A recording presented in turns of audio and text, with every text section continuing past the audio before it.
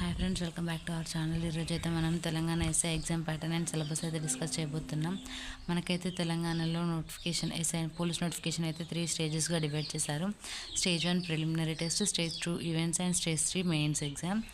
With mains కూడా qualify అయినాక మనకి సర్టిఫికేట్ వెరిఫికేషన్ ఉంటుంది. సర్టిఫికేట్ వెరిఫికేషన్ అయిపోయినాక మెడికల్ టెస్ట్ ఉంటుంది.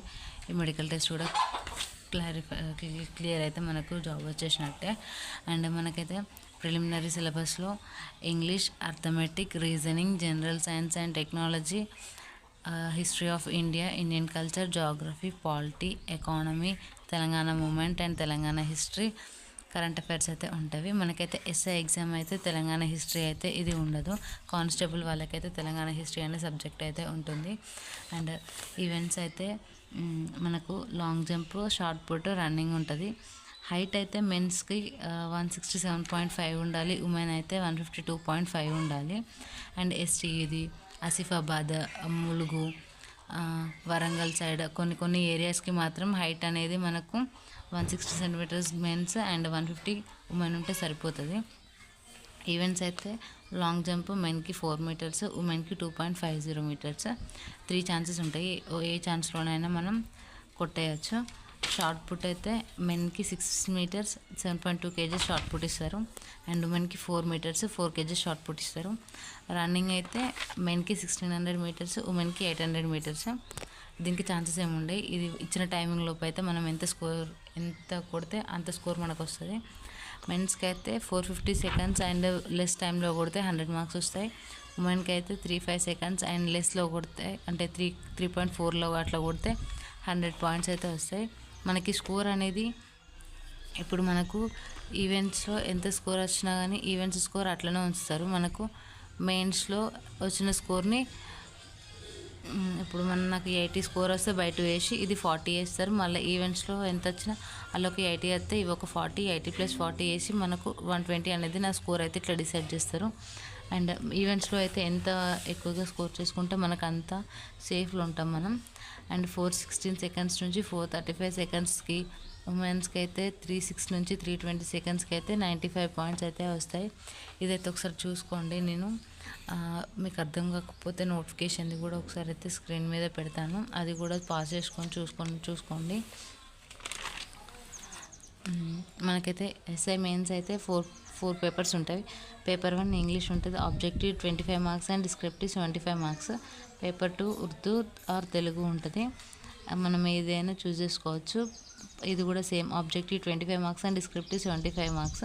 మనం ఇవి 2 పేపర్లలో క్వాలిఫై అయితే సరిపోతుంది, దాని నుంచి మెరిట్ ఏం అవసరం లేదు. అండ్ పేపర్ 3, పేపర్ 4 అయితే మనకైతే పక్కా మెరిట్ కావాలి. అర్థమెటిక్ అండ్ రీజనింగ్ 200 మార్క్స్కి, జనరల్ స్టడీస్ అయితే 200 మార్క్స్కి ఉంటుంది మనకి. లాస్ట్ టైం అర్థమెటిక్లో అయితే 110 క్వశ్చన్స్ వచ్చాయి అండ్ రీజనింగ్లో అయితే 90 క్వశ్చన్స్ అయితే వచ్చాయి ఎస్ఐ ఎగ్జామ్కి.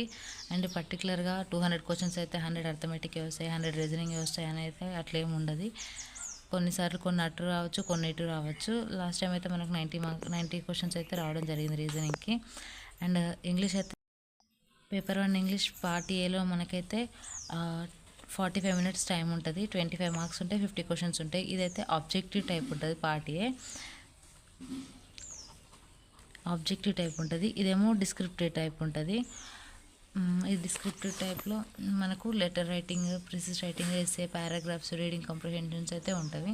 అండ్ పేపర్ 2 కూడా అట్లనే ఉంటుంది. 50 మార్క్స్ పార్ట్ ఏకి ఉంటాయి, 25 క్వశ్చన్స్ మాత్రమే వస్తాయి. ఇది కూడా ఆబ్జెక్టివ్. అండ్ పేపర్ 2 ఇది పార్ట్ బి, ఇదైతే డిస్క్రిప్టివ్ ఉంటుంది. సేమ్ టైమింగ్ ఉంటుంది దీనికి.